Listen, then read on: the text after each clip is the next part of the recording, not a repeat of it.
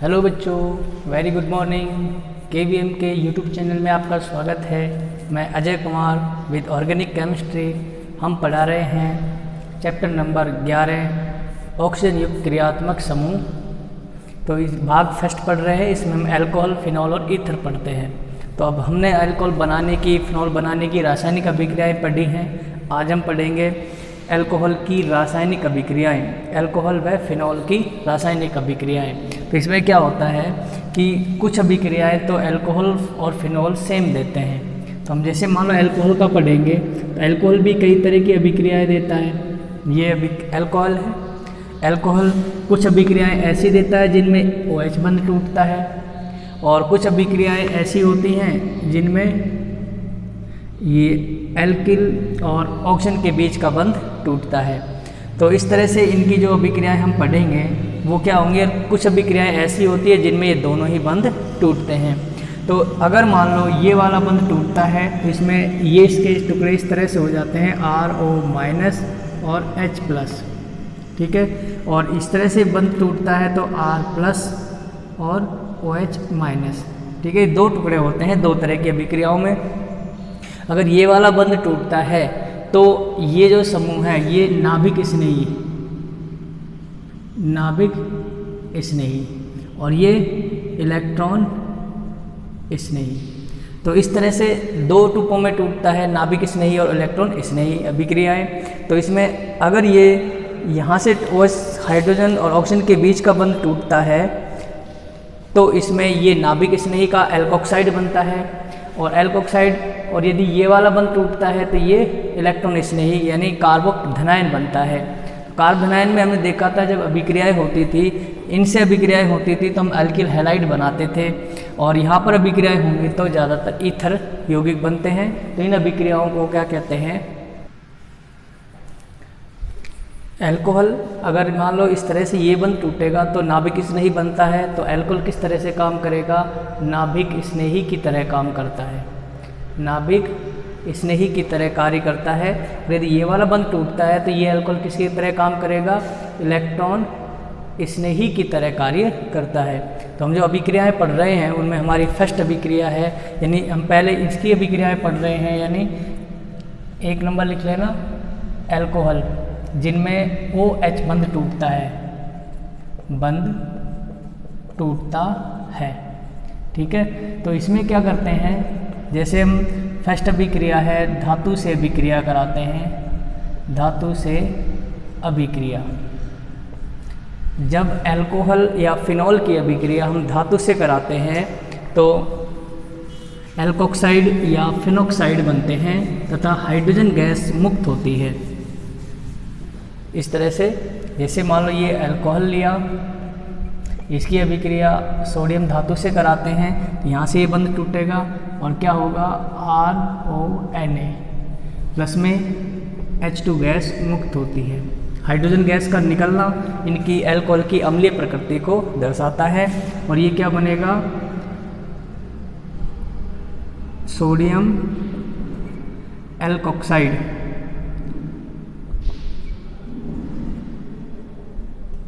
Sodium alkoxide.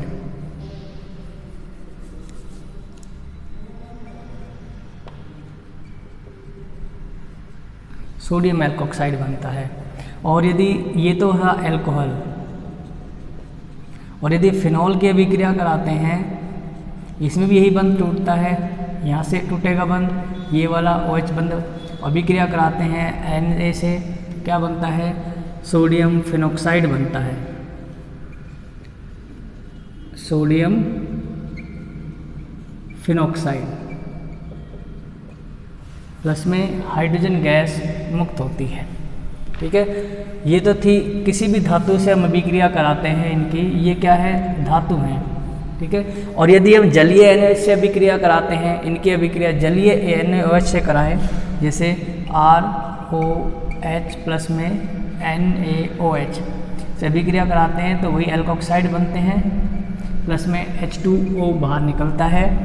ऐसे ही इसमें phenoxide में C6H5OH फिनॉल है, NaOH से अभिक्रिया कराएंगे C6H5ONA सोडियम फिनॉक्साइड प्लस में हाइड्रोजन गैस वो H2 बाहर निकलता है।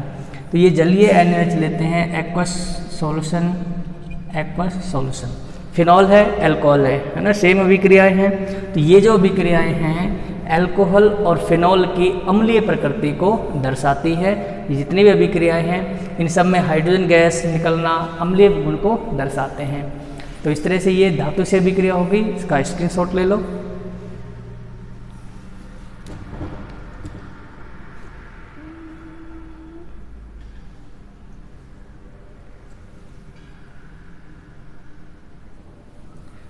इसके बाद अभिक्रिया है एस्टर का निर्माण। देखो एस्टर का निर्माण अल्कोहल से कैसे होता है कि जब अल्कोहल की अभिक्रिया कार्बोक्सिलिक अम्ल से कराते हैं, मैं कार्बोक्सिलिक अम्ल को ऐसे लिख सकता हूँ ROC∼R'। ठीक है, ये हो गया हमारा कार्बोक्सिलिक अम्ल। क्या है ये? कार्बोक्सिलिक अम्ल। ये है अल्कोहल, इससे अभिक्रिया कराएंगे, यहाँ से बंध टूटेगा और ये H2O बाहर निकल जाएगा। और यहाँ पर क्या बनता है कि रिवर्सिबल अभिक्रिया होती है। कंसनट्रेट H2SO4 की उपस्थिति में इसको गर्म करते हैं तो क्या बनता है? एस्टर बनता है, ROC∼OR' प्लस में H2O, ये हो गया एस्टर। ठीक है, अल्कोहल से एस्टर बनता है और फिनॉल से एरोमेटिक एस्टर बनता है, ये एलिफेटिक एस्टर कहलाता है। और यदि हम फिनॉल लेते हैं यहाँ पर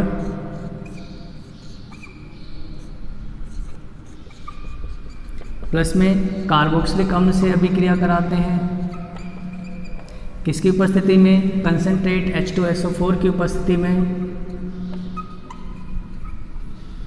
गर्म करेंगे तो जल के अणु का निष्कासन होगा और यहाँ पर क्या बनेगा?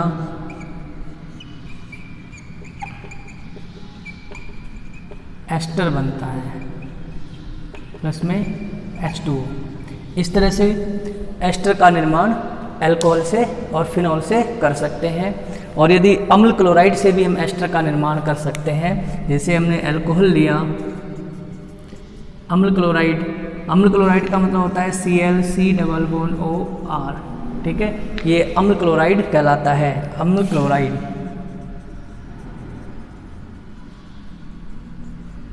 क्लोराइड। इसमें HCl बाहर निकल जाएगा। ये पिरीडीन की उपस्थिति में होती है अभिक्रिया, पिरीडीन की उपस्थिति में गर्म करते हैं तो यहाँ पर एस्टर का निर्माण होता है और HCl बाहर निकलता है। इस तरह से तो लैंग्वेज हम इनको देख के लिख सकते हैं। ये तो हमने कॉमन एग्जाम्पल लिए हैं, इनमें कोई भी बड़े एग्जाम्पल हो सकते हैं, कोई भी कार्बोक्सिलिक अम्ल हो सकता है, कोई भी अम्ल क्लोराइड हो सकता है, अल्कोहल भी कितना भी बड़ा, प्राथमिक, द्वितीयक, तृतीयक इस तरह से हो सकते हैं। तो ये कॉमन अभिक्रियाएं हैं जिसमें OH बंध टूटता है और एस्टर का निर्माण होता है। इसका स्क्रीनशॉट ले लो। इसके बाद नेक्स्ट अभिक्रिया पढ़ेंगे।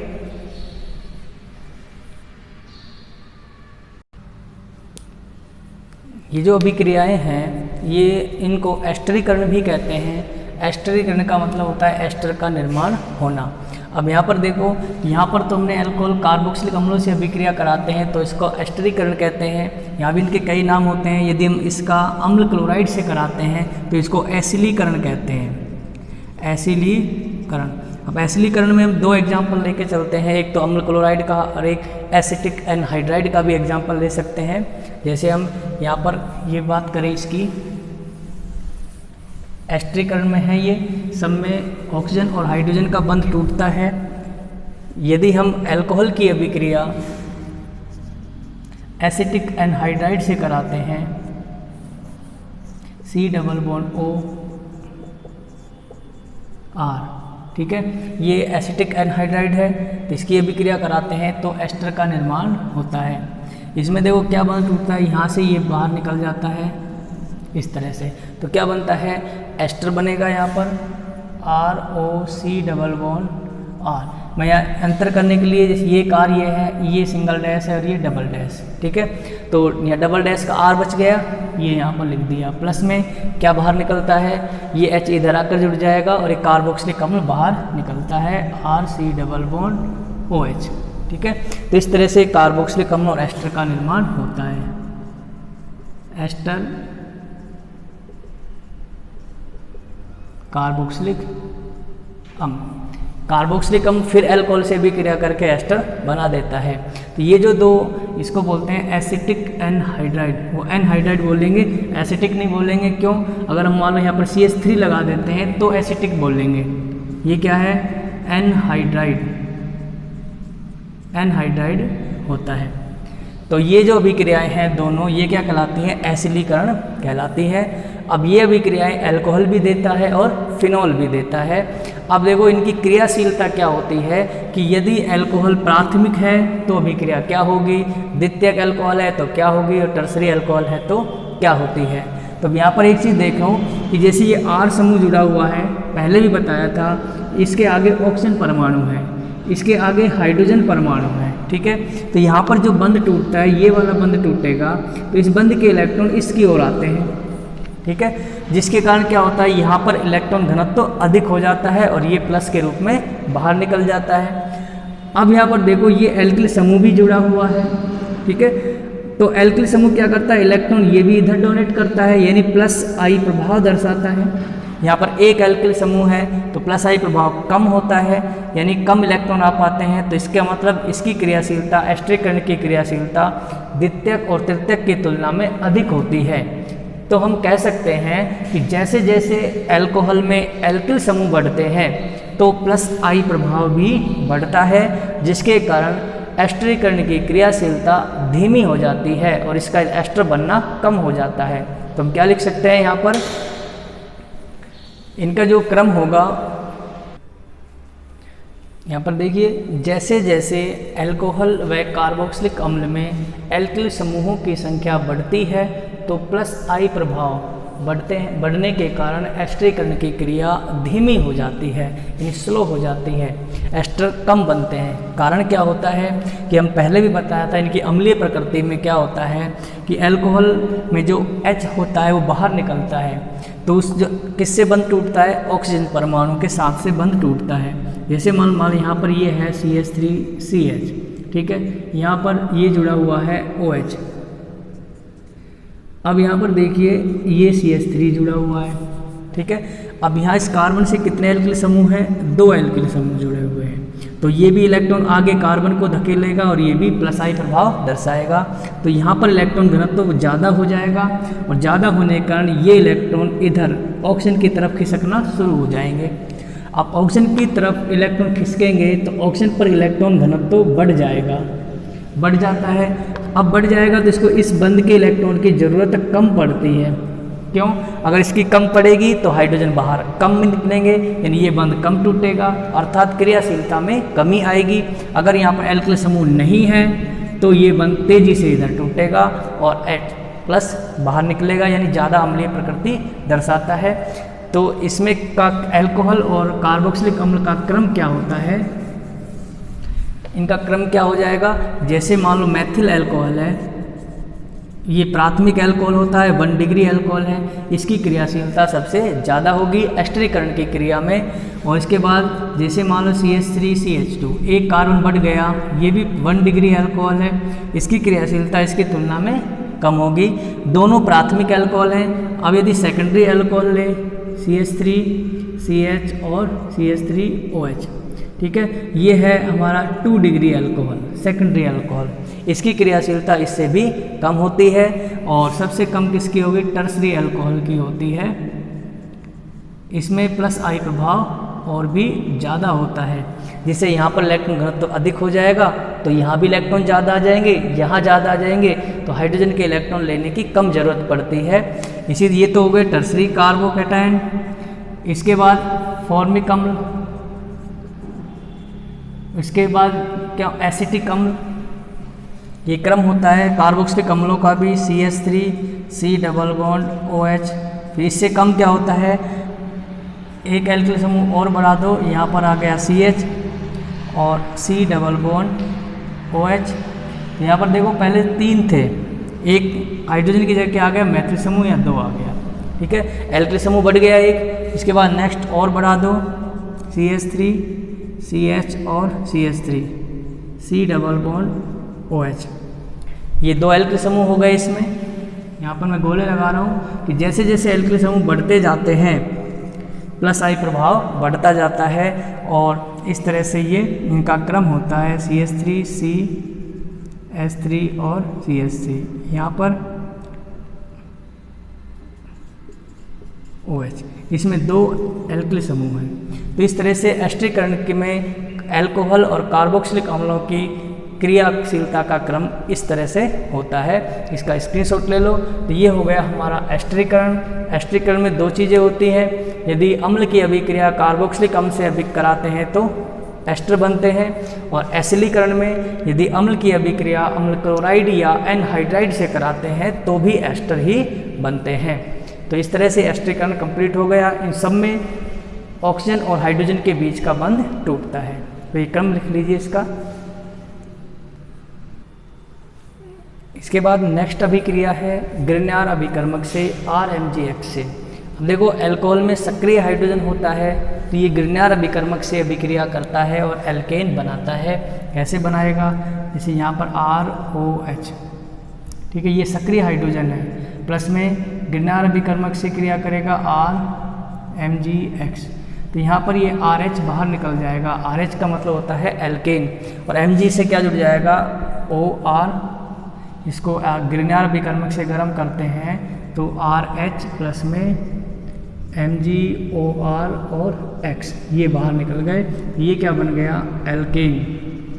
तो इस तरह से ग्रिग्नार्ड अभिकर्मक से अभिक्रिया करा के भी हम क्या एल्केन बना सकते हैं? ग्रिग्नार्ड अभिकर्मक, ठीक है। ये है अल्कोहल।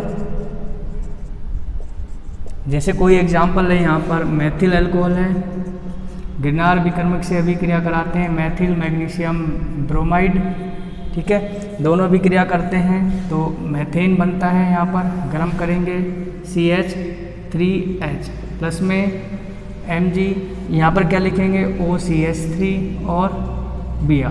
ये क्या बन गया? मेथेन। इस तरह से एल्केन का निर्माण यदि ग्रिग्नार्ड अभिकर्मक से कराते हैं तो एल्केन का निर्माण होता है। ये हमारी वे अभिक्रियाएं हो गई जिनमें OH के बीच का बंध टूटता है। अब इसके बाद नेक्स्ट अभिक्रियाएं हम पढ़ेंगे, वो क्या होंगी?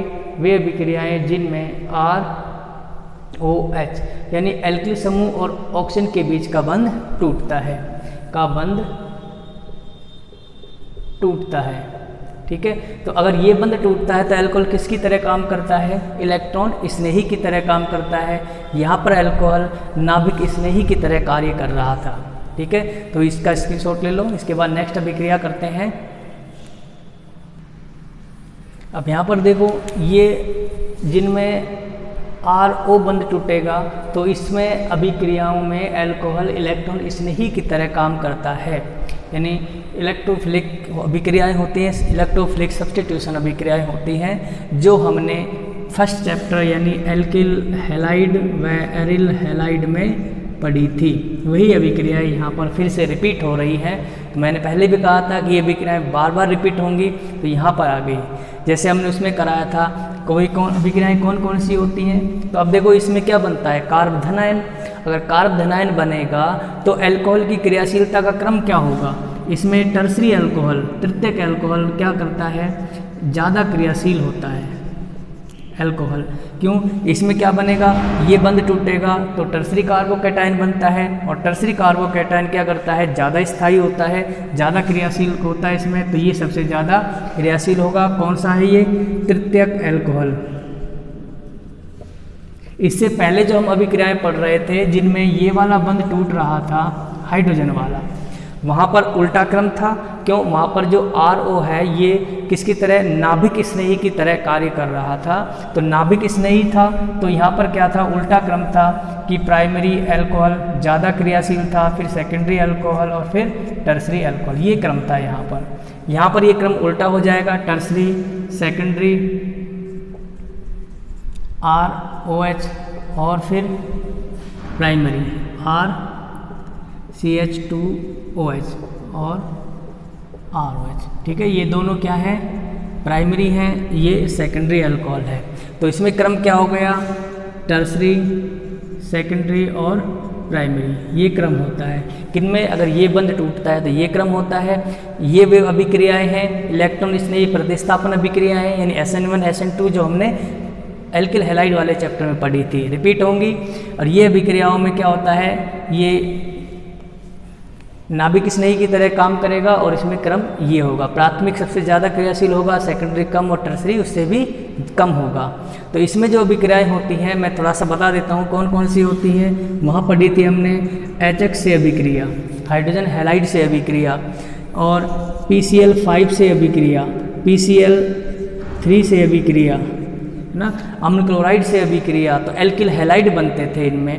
तो इन अभिक्रियाओं में जो फर्स्ट अभिक्रिया है हमारी वो हम क्या पढ़ेंगे, इसका ये स्क्रीनशॉट ले लो, ये इनका क्रम है अल्कोहल का। तो यहाँ पर हम जो पहली अभिक्रिया पढ़ते हैं वो है हाइड्रोजन हैलाइड के साथ अभिक्रिया। फर्स्ट अभिक्रिया है HX के साथ अभिक्रिया।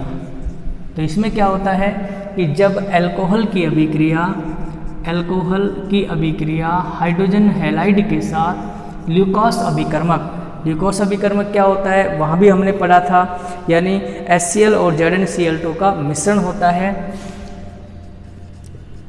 ZnCl2। इसको क्या कहते हैं, इसको कहते हैं ल्यूकोस अभिकर्मक, ल्यूकोस अभिकर्मक, यानी ल्यूकोस रिएजेंट होता है। इसकी उपस्थिति में जब अभिक्रिया कराते हैं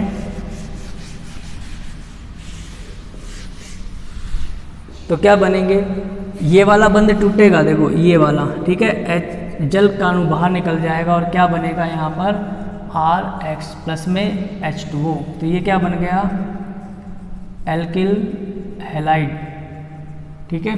अब हाइड्रोजन हैलाइड का भी क्रियाशीलता का क्रम होता है, जैसे उसमें भी हमने पढ़ा था पहले और यहाँ भी पढ़ रहे हैं। इसका जो हाइड्रोजन हैलाइड का क्रम होता है वो HiBrCl होता है। क्या होता है, HiHBr और HCl, ये इनकी क्रियाशीलता का क्रम होता है हाइड्रोजन हैलाइड का।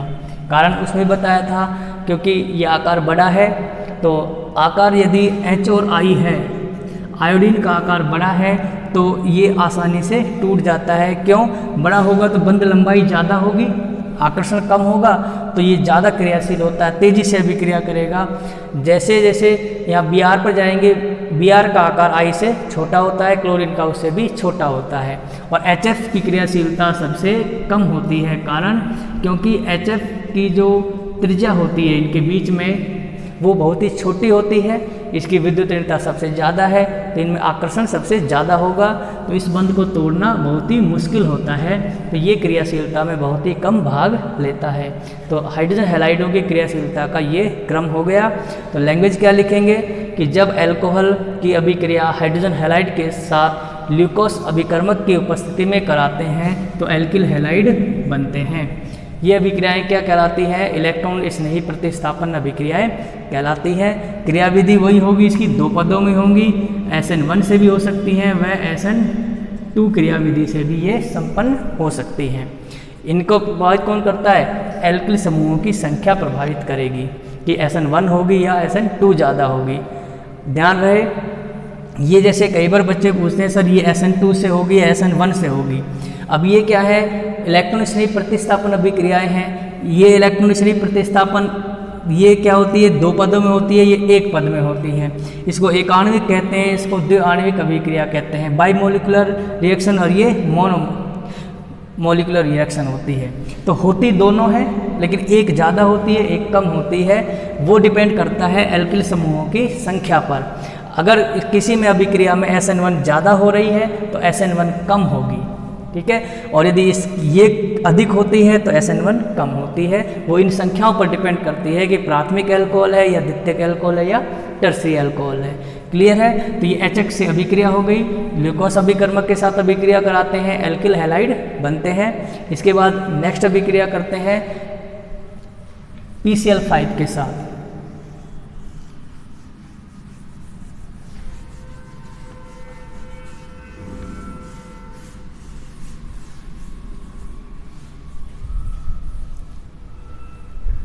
सेकेंड अभिक्रिया है PCl5 व PCl3 के साथ। दोनों को एक साथ लेके चलते हैं। ये अभिक्रिया हमने वहाँ भी पढ़ी है कि जब अल्कोहल की अभिक्रिया PCl फास्फोरस पेंटाक्लोराइड के साथ पिरीडीन की उपस्थिति में, पिरीडीन, ठीक है, इसमें क्या डालते हैं, इसको गर्म करते हैं, पिरीडीन की उपस्थिति में और भी कैडमियम भी डाल देते हैं ताकि इसका विषाक्त प्रभाव समाप्त हो जाए। तो इसकी अभिक्रिया कराते हैं, यहाँ पर क्या बनते हैं, RCl, एल्किल हैलाइड बनते हैं। अब देखो वही अभिक्रिया होती है जैसे हमने पहले बताई थी, ROH, ठीक है, दोनों ही बंध टूट जाते हैं, पहले ये बंध टूटता है फिर उसके बाद ये टूटता है।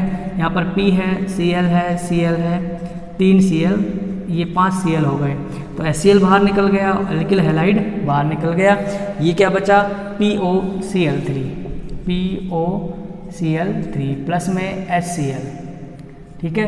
तो इस अभिक्रिया में बना HCl क्या होता है, पिरीडीन द्वारा अवशोषित हो जाता है। तो एल्किल हैलाइड बनाने की ये अच्छी विधि मानी जाती है। ये किससे, फास्फोरस पेंटाक्लोराइड से जब इसकी अभिक्रिया कराते हैं तो एल्किल हैलाइड बनते हैं। इसका स्क्रीनशॉट ले लो।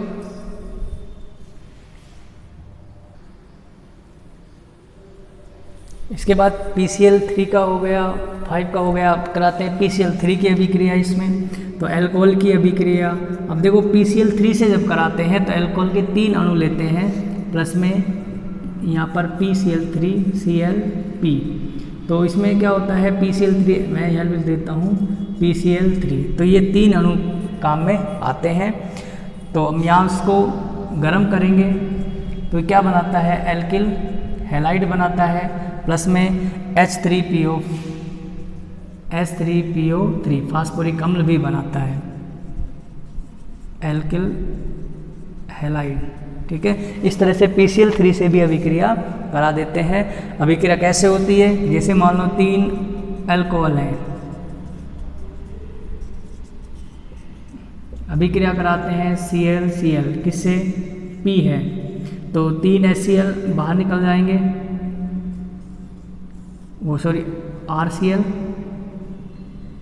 मैं इनको अल्कोहल को ऐसे लिख देता हूँ यहाँ पर उल्टा करके,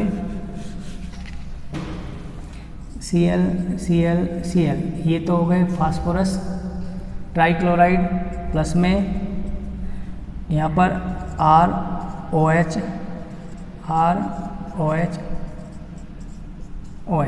तो यहाँ पर जो एल्किल हैलाइड है वो बाहर निकल जाएंगे और POH, ट्रिपल OH, या इसको ऐसे भी लिख सकते हैं POH3, है ना, फास्फोरिक अम्ल ये बनता है और ये एल्किल हैलाइड बनते हैं। तो ये एल्किल हैलाइड बनाने की भी विधियाँ हो गई और यहाँ पर अल्कोहल की रासायनिक अभिक्रियाएँ भी हो जाती हैं। इसके बाद हम नेक्स्ट पढ़ते हैं थायोनिल क्लोराइड के साथ, वहाँ भी पढ़ी थी, जिसको डार्जन प्रक्रम भी बोलते हैं। इसका स्क्रीनशॉट ले लो आप।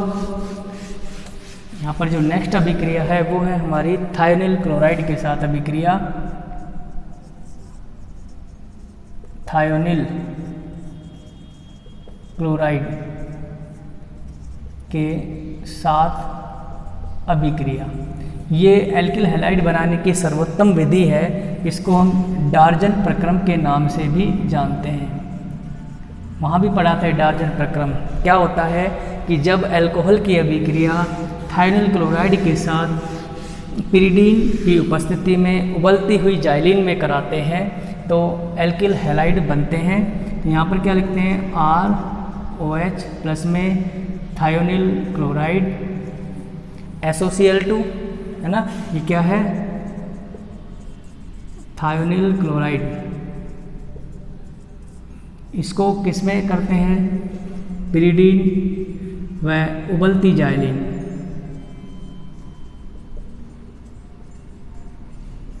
इसमें बेरियम भी होता है, बेरियम भी डालते हैं और PD, ये क्या करते हैं, इनके विषाक्त प्रभाव को समाप्त कर देते हैं।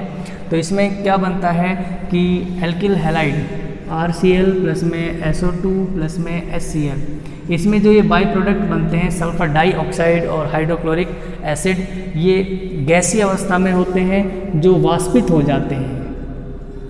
वाष्पित हो जाते हैं तो क्या बनता है, सिर्फ इसमें एल्किल हैलाइड ही बचता है। तो एल्किल हैलाइड बनाने की ये सर्वोत्तम विधि मानी जाती है, इसे डार्जन प्रक्रम के नाम से भी जानते हैं। तो इस तरह से ये एल्किल हैलाइड बनाने की विधियाँ हो गई हैं। इसके बाद नेक्स्ट जो अभिक्रिया है वो है हमारी, इनका स्क्रीनशॉट ले लो आप पहले। इसके बाद हम अमोनिया से अभिक्रिया कराएंगे। अल्कोहल की अभिक्रिया अमोनिया से कराते हैं तो एमीन बनते हैं। ये जो अभिक्रिया आप कराएंगे इसके बाद डार्जिलिंग प्रक्रम के बाद कौन सी अभिक्रिया होती है? अमोनिया से अभिक्रिया। नेक्स्ट अभिक्रिया है चौथी पांचवी जो भी चल रही है, अमोनिया NH3 से अभिक्रिया। अब देखो ये जो अमोनिया से हम अभिक्रिया करा रहे हैं ये आगे एमीन वाले पार्ट में फिर से रिपीट होगी कि वहाँ पर प्राथमिक द्वितीयक तृतीयक एमीन बनाने के काम आती है। अमोनिया से अभिक्रिया कैसे करता है कि जब अल्कोहल की अभिक्रिया, प्राथमिक द्वितीयक तृतीयक कोई सा भी अल्कोहल हो सकता है, तो उनकी अभिक्रिया, अल्कोहल की अभिक्रिया अमोनिया से कराते हैं। अमोनिया को ऐसे लिख सकते हैं HNH2 यानी NH3 है ये, तो इसकी अभिक्रिया कराते हैं किसकी? शुष्क ड्राई ZnCl2 की उपस्थिति में के साथ गर्म करते हैं 573 केल्विन के लगभग। इसको गर्म किया जाता है, वार्म किया जाता है, तो इसमें क्या बनते हैं? एल्किल एमीन बनते हैं, यानी ये बंध टूटता है और जलकाणु बाहर निकलता है। यहाँ पर क्या बनता है? RNH2 प्लस में H2O, एल्केनेमीन, एल्केनेमीन यानी एल्केन प्लस में एमीन, यानी एमीन बनते हैं। ये प्राइमरी एमीन है। यदि हम सेकेंडरी अल्कोहल लेते हैं तो सेकेंडरी एमीन बनता है। इस तरह से एमीन बनाए जाते हैं। इसके बाद जो लास्ट अभिक्रिया है वो है अपचयन अभिक्रिया। अपचयन रिडक्शन होती है, तो इसमें क्या होता है? अल्कोहल का अपचयन लाल फास्फोरस की उपस्थिति में कराते हैं। रेड पी, जहाँ पर लाल फास्फोरस आ जाए इसका मतलब अपचयन होगा, हाइड्रोजन जुड़ेंगे, तो यहाँ पर अपचयन कराते हैं, इसका मतलब हाइड्रोजन को जोड़ते हैं। तो यहाँ पर क्या बनता है? एल्केन बनते हैं। एल्केन प्लस में I2 बाहर निकलती है और H2O बाहर निकल जाता है, यानी HI के साथ कराते हैं इसमें HI। जब अल्कोहल का अपचयन हाइड्रोजन आयोडाइड के साथ लाल फास्फोरस की उपस्थिति में कराया जाता है तो यहाँ पर एल्केन बनते हैं। अब देखो वहाँ पर HI से अभिक्रिया कराई थी तो एल्किल हैलाइड बने थे, है ना। हम यहाँ पर इससे पहले जो अभिक्रिया ये पढ़ी थी उसमें हमने अभिक्रिया कराई थी HI से, तो वहाँ पर क्या बना था? जलकाणु बाहर निकला था और क्या बना था? RI बना था। लेकिन यदि हम अपचयन लाल फास्फोरस की उपस्थिति में कराते हैं तो अपचयन होता है और अपचयन होगा तो एल्केन बनते हैं। इस तरह से एल्केन बनाने के काम भी अल्कोहल आता है, लाल फास्फोरस की उपस्थिति में अभिक्रिया कराई जाती है। तो यहाँ पर आयोडीन अपचयित हो जाती है, वाष्पित हो जाती है। ये तो हो गई जिनमें RO बंध टूटता है, और इससे पहले की रीति हमने यहाँ पर जिनमें OH बंध टूटता है। अब कुछ ऐसी रासायनिक अभिक्रियाएं भी पढ़ेंगे जिनमें दोनों ही बंध टूटते हैं, एक साथ टूटते हैं दोनों बंध, R अलग हो जाता है और O अलग और H अलग हो जाता है ना। तो तीसरे प्रकार की अभिक्रियाएं हैं हमारी, यानी वे अभिक्रियाएं जिनमें एल्किल और हाइड्रोक्सिल दोनों समूह टूटते हैं। तो यहाँ तक का स्क्रीनशॉट ले लो। इसके बाद है एल्किल समूह और हाइड्रोक्सी समूह दोनों की अभिक्रियाएं। तो इनमें जो पहली अभिक्रिया है वो है निर्जलीकरण। निर्जलीकरण डिहाइड्रेशन भी बोलते हैं, यानी ये अभिक्रिया होती है सांद्र H2SO4 के साथ। ऐसे भी हेडिंग लग सकते हैं इसको, सांद्र H2SO4 से अभिक्रिया। अब देखो इससे जब अभिक्रिया कराते हैं सांद्र H2SO4 से कंसंट्रेट सल्फ्यूरिक एसिड से कराते हैं तो भिन्न भिन्न तापों पर भिन्न भिन्न उत्पाद बनते हैं। अगर जैसे मान लो हम किसी अल्कोहल की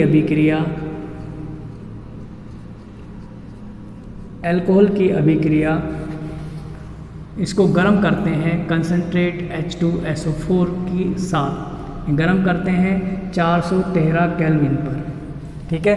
तो इसके क्या होंगे? 2 अणु लेंगे और यहाँ पर जो हमारा प्रोडक्ट बनेगा वो ईथर बनेगा, RCH2CH2O R। प्लस में H2O, तो ये क्या बनता है, ईथर बनता है।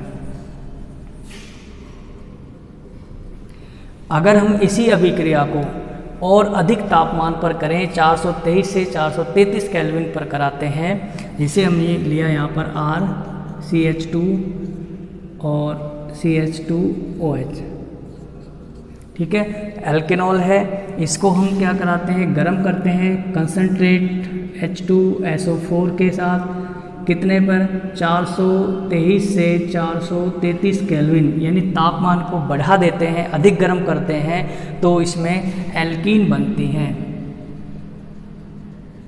एल्कीन। तो एल्कीन के निर्माण में भी इन अभिक्रियाओं का उपयोग करते हैं, एल्कीन बनती हैं और प्लस में H2O बाहर निकलता है। तो इस तरह से कंसनट्रेट H2SO4 के साथ हम अभिक्रिया कराते हैं, तो दोनों अभिक्रियाओं में ही जल के अणु का निष्कासन हो रहा है यहाँ पर, लेकिन प्रोडक्ट अलग अलग बन रहे हैं। तो इसको क्या बोलते हैं, निर्जलीकरण या डिहाइड्रेशन भी बोलते हैं। तो ये इसकी क्रियाविधि भी 3 पदों में संपन्न होती है। तो हम इसकी क्रियाविधि करते हैं, इसका स्क्रीनशॉट ले लो पहले अभिक्रिया का।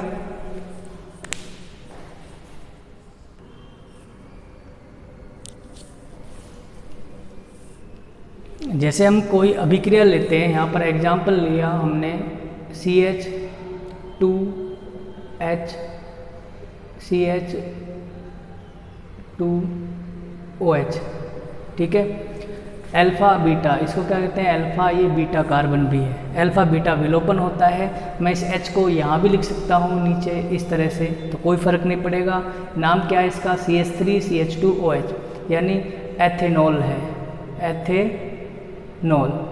जब एथेनॉल को कंसनट्रेट H2SO4 की उपस्थिति में गर्म किया जाता है, इसको 433 से 443 केल्विन भी लिख सकते हो, तब गर्म करते हैं तो एथीन बनती है, CH2 double bond CH2 plus में H2O का निष्कासन होता है, एथीन। तो अब देखो एथीन कैसे बनती है, एल्कीन बन गई। इसकी क्रियाविधि क्या होती है, हम क्रियाविधि को इस तरह से लिखते हैं, निर्जलीकरण की क्रियाविधि, है ना, एग्जाम में कई बार आ जाता है, निर्जलीकरण किसे कहते हैं, क्रियाविधि सहित समझाइए। इसलिए मैं इसकी क्रियाविधि भी समझा रहा हूँ। जो पहला पद होता है, पहले पद में सबसे पहले क्या होता है कि प्रोटॉन जुड़ता है, प्रोटोनेशन होता है। जैसे हमने उसमें सबसे पहले H2SO4, यहाँ पर इसका प्रोटोनीकरण होगा H प्लस और HSO4 माइनस, ये प्रोटॉन है। अब इसका जो पहला पद होता है प्रोटोनीकरण, प्रोटोनीकरण, इसमें क्या होता है कि ऑक्सीजन परमाणु अपने लौन पेयर दान करता है प्रोटॉन को, प्रोटॉन जोड़ता है, तो अल्कोहल का प्रोटोनीकरण होता है। यहाँ पर इसको ले लेते हैं CH3CH2OH, इसके पास लौन पेयर है, इलेक्ट्रॉन है, ये हल्का क्षारीय भी होता है कि OH को भी निकाल देता है, कार्ब धनायन बनाता है। प्लस में प्रोटॉन इससे जुड़ता है, ये अपने लोन पेयर इससे ये आकर बंध बना लेगा और प्रोटोनीकृत अल्कोहल बनाता है, CH2OH और H, इस पर आ गया प्लस, ये कहलाता है प्रोटोनीकृत अल्कोहल, ठीक है, प्रोटोनीकृत अल्कोहल बन गया। अब सेकंड पद में क्या होता है, पद सेकंड में निर्जलीकरण होता है, निर्जलीकरण होता है और कार्ब धनायन का निर्माण होगा। इसमें निर्जलीकरण में क्या होगा, जल के अणु का निष्कासन होगा। जैसे वहाँ पर ये लिखा हुआ है CH3CH2OH और यहाँ पर H और ये प्लस है, तो इसमें से क्या होगा कि ये प्लस है तो ये इलेक्ट्रॉन यहाँ पर आ जाते हैं और ये बंध टूट जाता है और कार्बन पर प्लस हो जाता है और यहाँ बनता है CH3CH2 प्लस और प्लस में H2O। तो ये कार्ब धनायन का निर्माण हो गया, इसका कार्ब धनायन का निर्माण हो जाता है। अब देखो कार्ब धनायन ये प्राथमिक अल्कोहल था, द्वितीयक अल्कोहल भी हो सकता है, तृतीयक अल्कोहल भी हो सकता है, ठीक है। तो इस तरह से टर्सरी कार्बोकेटायन बनेगा, यहाँ प्राथमिक कार्बोकेटायन बनता है। अब इस थर्ड पद में क्या होता है, विप्रोटोनीकरण होता है, विप्रोटोनीकरण,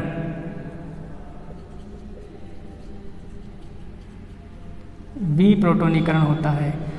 कार्बोकैटायन से CH3 सिंगल बॉन्ड CH2, यहाँ पर क्या लगा हुआ है प्लस, तो प्लस लगा हुआ है तो ये वाला कार्बन है, इसको ऐसे लिख सकते हैं हम, इसमें से H, ये H बाहर निकलेगा और ये बंद के इलेक्ट्रॉन यहाँ पर आ जाएंगे और क्या हो जाएगा V प्रोटोनीकरण हो जाएगा, CH2 double bond CH2 plus में H प्लस आयन, ये प्रोटॉन बाहर निकल गया और ये क्या बन गई हमारी एल्कीन बन गई।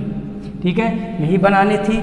अब देखो ये प्रोटॉन कहाँ चला जाएगा, वापस इससे जुड़ जाएगा और H2SO4 बना लेता है। इसलिए ये सारी अभिक्रियाएं क्या हैं, रिवर्सिबल होती हैं, दोनों तरफ तीर दर्शाते हैं। तो ये इसकी क्रियाविधि हो गई निर्जलीकरण की, या सांद्र H2SO4 से अभिक्रिया कराने पर यदि हम उच्च ताप पर गर्म करते हैं तो एल्कीन बनती है और 413 केल्विन तक यानी निम्न ताप पर गर्म करते हैं तो ईथर बनता है।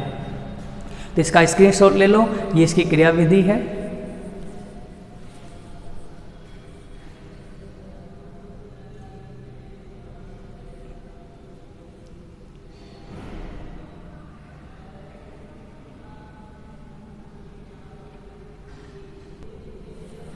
निर्जलीकरण में एक चीज़ इम्पोर्टेंट और होती है जो पहले भी बताया था, इसमें जो अल्कोहल का क्रम होगा वो क्या होगा, टर्सरी, सेकेंडरी और प्राइमरी।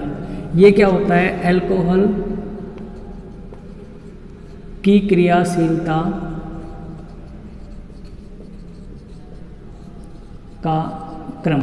ठीक है, अल्कोहल की क्रियाशीलता का क्रम है, इनसे क्या बनती हैं, एल्कीन बनती हैं। अब कई बार क्या होता है, एल्कीन का मिश्रण भी बन जाता है। जैसे हम यहाँ पर बात करें एक एग्जांपल लेकर, CH3 CH2 और यहाँ पर CH3 CH2OH। ठीक है, ये है हमारे पास। तो अब देखो यहाँ पर इससे तो OH हटेगा और यहाँ पर जैसे मान लो ये OH यहाँ पर हुआ तो ये कौन सा अल्कोहल हो गया, ये हमारा हो गया सेकेंडरी अल्कोहल, द्वितीयक अल्कोहल। या और भी आगे बढ़ा दें हम यहाँ पर CH3 कर दें तो ये सेकेंडरी अल्कोहल है। तो यहाँ पर इस अल्फा कार्बन पर, इस कार्बन पर तो क्रियात्मक समूह है तो इससे एक H यहाँ से हट सकता है और एक H यहाँ से, 2 अल्फा कार्बन हो गए इसके। तो यहाँ पर 2 एल्कीन बनने की संभावना होती है। तो 2 एल्कीन कौन सी बनेगी, एक तो बनेगी CH2 डबल बॉन्ड CH और CH2 CH3, ये वाली एल्कीन बनेगी, 1 ब्यूटीन बनती है।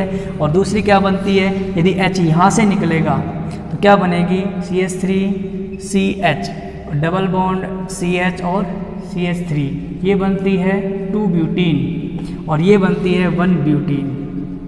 ठीक है, तो इसका निर्धारण कैसे करेंगे, कौन सी ज़्यादा मात्रा में बनती है, वही सेट-जेफ का नियम। तो इसका मतलब ये हुआ इसमें सेट-जेफ का नियम का पालन भी होता है। यदि किसी अल्कोहल का निर्जलीकरण कराने पर एल्कीनों का मिश्रण प्राप्त होता है तो वह एल्कीन अधिक मात्रा में बनती है जिसमें अधिक से अधिक प्रतिस्थापी हो, यही सेट-जेफ का नियम कहलाता है। इस तरह से निर्जलीकरण की अभिक्रिया इम्पोर्टेंट है, वहाँ भी थी और यहाँ भी है। तो इसकी क्रियाविधि है। क्रियाविधि में मेनली 3 पद होते हैं, 3 पद। अगर मान लो ऐसी कंडीशन आ जाए जिसमें द्वितीय कार्बोकैटायन है और वो टर्सरी में बदल सकता है तो एक पद और बढ़ जाता है जिसे हम रीअरेंजमेंट या पुनर्विन्यासित पद कहते हैं। तो इसमें 2 पद आते हैं, एक इसमें और एक इसमें।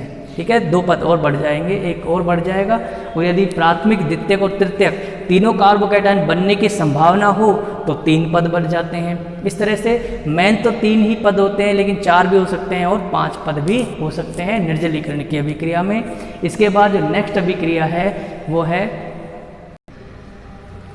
ये जो विहाइड्रोजनीकरण की प्रक्रिया है। विहाइड्रोजनीकरण का मतलब होता है हाइड्रोजन का बाहर निकलना। तो ये इम्पोर्टेंट अभिक्रिया है, ये तीनों प्रकार के अल्कोहल में अंतर करने के काम आती है। कि जैसे मान लो आपको एक टेस्ट ट्यूब में ये लिक्विड भर दिया है, ठीक है, अब आपसे पूछा जाए कि इसमें अल्कोहल है, लेकिन कौन सा अल्कोहल है, प्राथमिक अल्कोहल है, द्वितीयक है या तृतीयक अल्कोहल है। तो इसका निर्धारण कैसे करेंगे, परीक्षण कैसे करेंगे, विहाइड्रोजनीकरण से कर सकते हैं। कैसे करते हैं परीक्षण अल्कोहल में अंतर करने की विशेष विधि होती है। विहाइड्रोजनीकरण है, ऑक्सीकरण है और विक्टर मेयर विधि है। तीनों में से एक में एक क्वेश्चन जरूर आता है। विहाइड्रोजनीकरण में क्या करते हैं कि जब अल्कोहल को, मैं यहाँ पर लिख रहा हूँ कि ROH सामान्य है, जब अल्कोहल को गर्म करते हैं, किसकी उपस्थिति में, कॉपर चूर्ण की उपस्थिति में गर्म करते हैं, इस तरह से RCH2OH प्राथमिक अल्कोहल लिया है तो गर्म करेंगे तो यहाँ पर जो बनता है इसमें से वी हाइड्रोजन यानी हाइड्रोजन, इसका H और इसका H बाहर निकलता है और कार्बोनिल यौगिक बनते हैं RC double bond OH aldehyde बनता है, प्लस में H2 बाहर निकलता है। तो ये 573 केल्विन पर ये इसको गर्म किया जाता है। अब देखो यहाँ पर ये हमारा था प्राथमिक अल्कोहल। अगर प्राथमिक अल्कोहल हुआ तो उसका विहाइड्रोजनीकरण कराएंगे तो एल्डिहाइड बनेगा। और यदि सेकेंडरी अल्कोहल हुआ, सेकेंडरी अल्कोहल का मतलब RCHR, 2 R हो गए, OH जुड़ा हुआ है, तो इसका कराते हैं कॉपर चूर्ण की उपस्थिति में, इसको गर्म करते हैं 573 केल्विन पर, तो एक H और ये H बाहर निकलता है और क्या बनता है, कीटोन बनता है। ये हो गया कीटोन, प्लस में H2। तो हमने देखा कि प्राथमिक अल्कोहल से एल्डिहाइड बनते हैं, सेकेंडरी अल्कोहल से कीटोन बनते हैं। ये हमारा हो गया सेकेंडरी अल्कोहल। क्लियर है। अब देखो निकलता कैसे, मैं एक एग्जांपल बता देता हूँ। यहाँ पर हमारे पास CH3, CH2 और OH है। क्लियर है। यहाँ पर मैं इसको ऐसे लिख सकता हूँ CH3CH, और यहाँ पर H को ऐसे लिख दिया और यहाँ पर O को ऐसे लिख दिया और यहाँ पर H लिख दिया। एक ही बात है। एथेनॉल है, एथेनॉल भी हो सकता है, प्राथमिक अल्कोहल भी, द्वितीयक तृतीयक कोई सा भी हो सकता है, अभिक्रिया सेम होगी। तो अब देखो यहाँ से ये बंध टूटकर यहाँ आ जाता है, तो इस कार्बन और इसके बीच में क्या हो गया, डबल बॉन्ड हो गया। ठीक है। अब डबल बॉन्ड होने से कार्बन की संयोजकता 5 हो जाती है, जो कि अस्थायी है। तुरंत ही ये वाला हाइड्रोजन अपने इलेक्ट्रॉन लेकर बाहर निकल जाता है। तो ये H कैसा हुआ, माइनस का, ये H कैसा हुआ, प्लस का। दोनों जुड़ जाते हैं, दोनों क्या बना लेंगे, H2 बना देते हैं। और ये यहाँ से हट गया तो यहाँ पर क्या आ गया भाई, डबल बॉन्ड। ये यहाँ से हट गया, ये भी कहाँ चला गया, वहाँ। तो ये बना हमारे पास। इसको हम क्या लिख सकते हैं, C से क्या जुड़ा हुआ है, डबल बॉन्ड O और एक H जुड़ा हुआ है। तो ये क्या हो गया, एल्डिहाइड हो गया। एसिड एल्डिहाइड है ना, या R लिया है। प्राथमिक अल्कोहल से एल्डिहाइड बनते हैं, सेकेंडरी अल्कोहल से कीटोन बनते हैं। तो टर्सरी से क्या बनता है, टर्सरी थोड़ा भिन्न होता है। तृतीयक अल्कोहल से एल्कीन बनती है। क्या बनती है, एल्कीन बनती है। तो हम अंतर करने में काम आ गया ये। तो नीचे टर्सरी अल्कोहल का एग्जाम्पल भी लिख लो। जैसे मान लो ये है CH3, यहाँ पर CH है, यहाँ पर CH3 है, ये OH है। इस H को हटा दो यहाँ से, ये क्या लग गया, CH3। कौन सा अल्कोहल हो गया, तृतीयक अल्कोहल हो गया, टर्सरी अल्कोहल। इसको गर्म करते हैं कॉपर चूर्ण की उपस्थिति में, 573 केल्विन पर गर्म करेंगे तो हाइड्रोजनीकरण होगा। इसमें देखो यहाँ पर ये OH बाहर निकलेगा और इसका कोई H बाहर निकल जाएगा। जैसे मान लो मैं इसको ऐसे लिख दूँ CH2H, तो कोई दिक्कत नहीं है। तो यहाँ पर ये इलेक्ट्रॉन इसके पास आए और ये इलेक्ट्रॉन यहाँ पर आए, दिख रहा होगा। मैं वहाँ पर क्लियर लिख देता हूँ इसको, यहाँ पे नहीं दिख रहा हो तो मैं टर्सरी अल्कोहल को यहाँ लिख रहा हूँ इधर। ये हमारे पास तृतीयक अल्कोहल है CH3 और CH3OH। इसको गर्म करते हैं कॉपर चूर्ण की उपस्थिति में, 573 केल्विन पर गर्म किया जाता है। तो अब देखो इसमें एल्कीन बनती है। एल्कीन कैसे बनेगी, मैं इसको यहाँ पर ऐसे लिख सकता हूँ भाई, CH2H ऐसे ही है, या इसका H निकल सकता है, या इसका H निकलेगा, या इसका। इस कार्बन से जुड़े कार्बन पर यदि हाइड्रोजन है तो ये H बाहर निकल जाते हैं। तो बंध कैसे टूटेंगे कि यहाँ पर ये दोनों में विद्युत ऋणता किसकी ज़्यादा है, ऑक्सीजन की। तो इस बंध के इलेक्ट्रॉन ऑक्सीजन पर आ गए, तो OH कैसा हो गया, माइनस का। अब यहाँ पर 3 ही बंध बचे, तो ये बंध यहाँ से निकल कर यहाँ आ जाएगा। तो यहाँ पर डबल बॉन्ड हो जाएगा और ये H प्लस का इससे जुड़ जाएगा। तो क्या बाहर निकला, -H2O बाहर निकल गया और यहाँ पर क्या बन गई, CH3C। ऊपर क्या लिख दें, CH3। अब नीचे देखो क्या लिखना है, यहाँ डबल बॉन्ड आ गया और यहाँ पर आ गया CH2, तो ये बन गई एल्कीन। क्लियर है, तीनों प्रकार के अल्कोहल से। ये हमारा क्या है, टर्सरी अल्कोहल। इस तरह से विहाइड्रोजनीकरण, इसमें हाइड्रोजनीकरण होता है, हाइड्रोजन बाहर निकलती है। तो इस तरह से तीनों अल्कोहल में हम अंतर कर सकते हैं। वो एल्कीन बनती है तो क्या लिखोगे, प्राथमिक अल्कोहल को कॉपर चूर्ण की उपस्थिति में गर्म करते हैं तो एल्डिहाइड बनता है, द्वितीयक अल्कोहल को गर्म करते हैं तो कीटोन बनता है, और टर्सरी अल्कोहल को गर्म करते हैं तो एल्कीन बनती है। तो ये हो गया हमारा विहाइड्रोजनीकरण। इसके बाद है, नेक्स्ट है, इम्पोर्टेंट है, ऑक्सीडेशन यानी ऑक्सीकरण। इसके बाद है ऑक्सीकरण। ऑक्सीकरण में देखो क्या होता है, इम्पोर्टेंट अभिक्रिया है, इसमें इस क्वेश्चन जरूर आता है, और आगे कार्बोक्सिलिक अम्लों में भी ये अभिक्रियाएं फिर से आएंगी, कार्बोनिल यौगिकों में भी आएंगी। तो इसमें भी क्या होता है, प्राथमिक अल्कोहल का ऑक्सीकरण कराने पर एल्डिहाइड बनता है, ठीक है, और सेकेंडरी अल्कोहल का ऑक्सीकरण कराने पर कीटोन बनता है, कीटोन बनता है, और टर्सरी अल्कोहल का ऑक्सीडेशन कराने पर एल्कीन बनती है। वही अभिक्रिया है, टर्सरी की कराएंगे तो एल्कीन बनेगी। तो इस तरह से तीनों प्रकार के अल्कोहल का ऑक्सीकरण कराते हैं। तो यहाँ पर देखो, इसमें टर्सरी का अल्कोहल का ऑक्सीकरण कराएंगे तो बी कीटोन यानी कार्बोनिल यौगिक बनते हैं। अब ये ऑक्सीकरण आगे कराते हैं तो इनका ऑक्सीकरण कराएंगे तो कार्बोक्सिलिक अम्ल बनेंगे, उनका ऑक्सीकरण कराएंगे तो आगे फिर से इनका अल्कोहल बनते हैं। तो आगे लगातार ऑक्सीकरण होता रहता है। तो जहाँ तक जो उत्पाद हमें ज़रूरत पड़ती है उसको हम बना लेते हैं। तो हम पढ़ते हैं प्राथमिक अल्कोहल का ऑक्सीकरण कराने पर एल्डिहाइड बनना। तो ये एल्डिहाइड कैसे बनते हैं देखते हैं। अभिक्रिया में क्या होता है कि हम कोई भी प्राथमिक अल्कोहल लेते हैं, RCH2OH, ऑक्सीकरण कराते हैं। तो ऑक्सीकरण के लिए कई ऑक्सीकारक होते हैं, जैसे अम्लीय या क्षारीय, KMnO4, पोटेशियम परमैंगनेट, ठीक है, और या K2Cr2O7 या तनु HNO3, ये सभी क्या है, ऑक्सीकारक है। ऑक्सीकारक का मतलब होता है ऑक्सीजन का जुड़ना। ऑक्सीकरण की अभिक्रिया होती है और यहाँ पर क्या बनता है, एल्डिहाइड बनता है, RC≡H प्लस में H2O बाहर निकलता है। तो इस तरह से कार्बोनिल यौगिकों का प्राथमिक अल्कोहल का ऑक्सीकरण कराते हैं तो एल्डिहाइड बनते हैं। अब इन एल्डिहाइडों का और आगे ऑक्सीकरण कराते हैं इन्हीं की उपस्थिति में तो कार्बोक्सिलिक अम्ल बनते हैं, कार्बोक्सिलिक अम्ल बनता है। ये है एल्डिहाइड।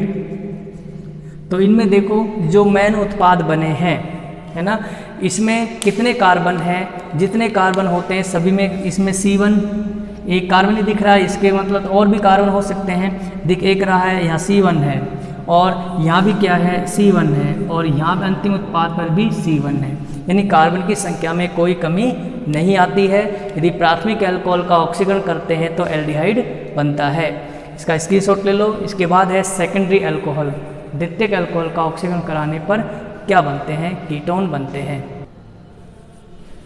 देखिए सेकेंडरी अल्कोहल की अभिक्रिया कराते हैं, ऑक्सीकरण कराते हैं हम यहाँ पर सेकेंडरी अल्कोहल।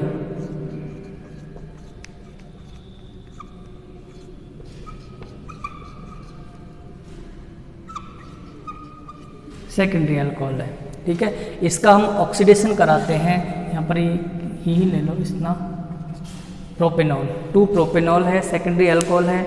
इसका हम ऑक्सीकरण कराते हैं किसकी उपस्थिति में, कोई भी ऑक्सीकारक हो सकता है, CrO3, क्रोमिक एसिड भी हो सकता है, ठीक है, KMnO4 भी हो सकता है, K2Cr2O7 भी हो सकता है। किसी भी एक ऑक्सीकारक की उपस्थिति में जब ऑक्सीकरण कराते हैं तो कीटोन बनते हैं, CH3 C≡CH3। तो यहाँ पर कीटोन बनते हैं ये क्या हो गया, कीटोन। अब सेकेंडरी अल्कोहल का आगे ऑक्सीकरण बहुत ही कम होता है, जितने कार्बन यहाँ पर होते हैं उतने ही कार्बन इस उत्पाद में भी होते हैं। कार्बन की संख्या समान रहती है, लेकिन अगर इसको हम ज़्यादा देर तक ऑक्सीकारक की उपस्थिति में रखते हैं तो ये आगे और ऑक्सीकृत हो जाता है। अधिक देर तक रखने पर तो ये क्या बनाता है, कार्बोक्सिलिक अम्ल बनाता है। इस तरह से कार्बोक्सिलिक अम्ल में ऑक्सीकृत हो जाता है। तो अब देखो ये जो कार्बोक्सिलिक अम्ल बना है, कार्बोक्सिलिक अम्ल बना है, इसमें 2 कार्बन बचे, यानी 1 कार्बन बाहर निकल गया। तो कार्बन में संख्या में कमी आई। प्राथमिक अल्कोहल लिया था तो कार्बन की संख्या में, चाहे उससे एल्डिहाइड बना हो, एल्डिहाइड से कार्बोक्सिलिक अम्ल बना हो, तो कार्बन की संख्या में कोई कमी नहीं आती है। यदि सेकेंडरी अल्कोहल लेते हैं, ये कौन सा है, द्वितीयक अल्कोहल, द्वितीयक अल्कोहल लेते हैं तो उसका ऑक्सीकरण कराते हैं तो उसको कीटोन बनता है। तो कीटोन बनने में कार्बन की संख्या में कोई कमी नहीं होती है। इसका आगे ऑक्सीकरण सामान्य परिस्थिति में नहीं होता। यदि इसको इन्हीं ऑक्सीकारक की उपस्थिति में ज़्यादा देर तक रखा रहेगा तो ये आगे फिर ऑक्सीकृत हो जाएगा और कार्बोक्सिलिक अम्ल बनाएगा। कार्बोक्सिलिक अम्ल बनेगा तो उसमें 1 कार्बन कम हो जाएगा। यहाँ पर 2 कार्बन है, यहाँ पर 3 कार्बन थे। इस तरह से कार्बन की संख्या में कमी आती है और ये सेकेंडरी अल्कोहल का ऑक्सीकरण हो गया। सेकेंडरी अल्कोहल का ऑक्सीकरण के बाद आता है टर्सरी अल्कोहल। देखो टर्सरी अल्कोहल में जो प्रोडक्ट बनते हैं, 2 तरह के प्रोडक्ट बनते हैं। हमने बताया था कि एल्कीन भी बन सकती है और कीटोन भी बन सकता है। वो कब बनता है, वो ऑक्सीकारक पर डिपेंड करता है, उसके माध्यम पर डिपेंड करता है। तो इसका स्क्रीनशॉट ले लो। टर्सरी अल्कोहल का ऑक्सीकरण करेंगे हम। देखिए टर्सरी अल्कोहल की ये कंडीशंस होती हैं। तृतीयक अल्कोहल का ऑक्सीडेशन आसानी से नहीं होता है, सामान्यतः बहुत रेयर कंडीशन में होता है। अगर करते भी हैं तो क्षारीय और उदासीन माध्यम में यह ऑक्सीकृत होकर कीटोन और कार्बोक्सिलिक अम्ल बनाता है, 2 यौगिक बनाएगा। और यदि अम्लीय माध्यम में यह ऑक्सीकरण होता है तो एल्कीन बनती है हमारा मेन प्रोडक्ट। अब इसमें एक चीज़ विशेषता होती है कि उत्पाद बनते समय कार्बन की संख्या लगातार कम होती जाती है। उनमें नहीं हुई थी, प्राथमिक में बिल्कुल नहीं होती है, द्वितीयक में थोड़ी सी 1 कार्बन कम होता है लास्ट में जाकर, और इसमें शुरू से कम होना शुरू हो जाते हैं। जैसे हम पर बात करें जो टर्सरी अल्कोहल है, जैसे तृतीयक ब्यूटिल अल्कोहल हम लें, यहाँ पर तृतीयक ब्यूटिल अल्कोहल CH3 और CH3OH टर्सरी अल्कोहल है। इसका ऑक्सीकरण कराते हैं किसकी उपस्थिति में, CrO3। ये अम्लीय माध्यम में, क्योंकि क्षारीय माध्यम उदासीन में तो कीटोन और कार्बोक्सिलिक अम्ल बनाएगा। यहाँ पर ये ऑक्सीकृत होता है और एल्कीन देता है, CH3, यहाँ पर आ गया C डबल बॉन्ड CH2 और CH3 प्लस में H2O। तो यहाँ पर देखो 1 2 3 4 कार्बन है, यहाँ पर भी 1 2 3 4 कार्बन है, यानी कार्बन की संख्या में कोई कमी नहीं होती है। यहाँ पर अगर हम इसका ऑक्सीकरण इनकी उपस्थिति में कराते हैं तो कार्बन की संख्या में कमी होने लगती है। तो यहाँ पर इसका स्क्रीनशॉट ले लो। इसके बाद दूसरा एग्जाम्पल कराएंगे हम।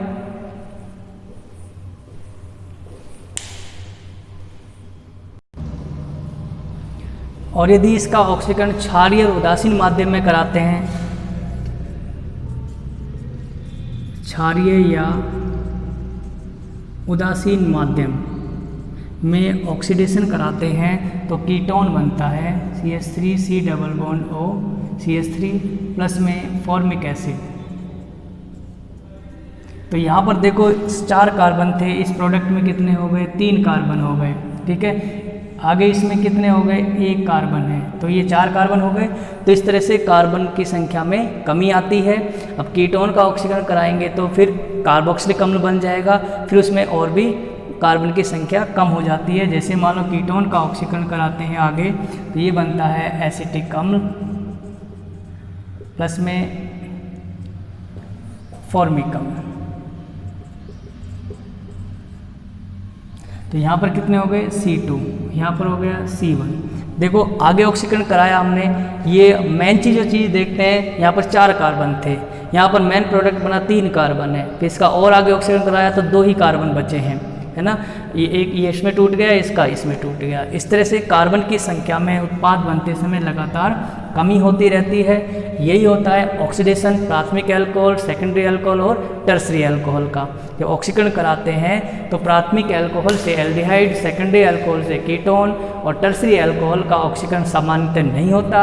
यदि क्षारीय उदासीन माध्यम में होता है तो यहाँ पर अम्ल व कीटोन और अम्ल बनते हैं, और यदि अम्लीय माध्यम में कराते हैं तो एल्कीन बनती है। तो इसके बाद नेक्स्ट जो 4th नंबर की अभिक्रिया पढ़ाएंगे वो होंगी ऑक्सीजन और हाइड्रोजन के जो लोन पेयर होते हैं उनके आधार पर अभिक्रियाएँ, या विक्टरमेयर अभिक्रियाएँ, या उनका निष्कर्षण, या इनको अंतर करने की विधियाँ, वो हम नेक्स्ट वीडियो में पढ़ेंगे। तब तक के लिए वीडियो को लगातार देखते रहें, लाइक करें, चैनल को सब्सक्राइब करें। धन्यवाद, थैंक यू वेरी मच।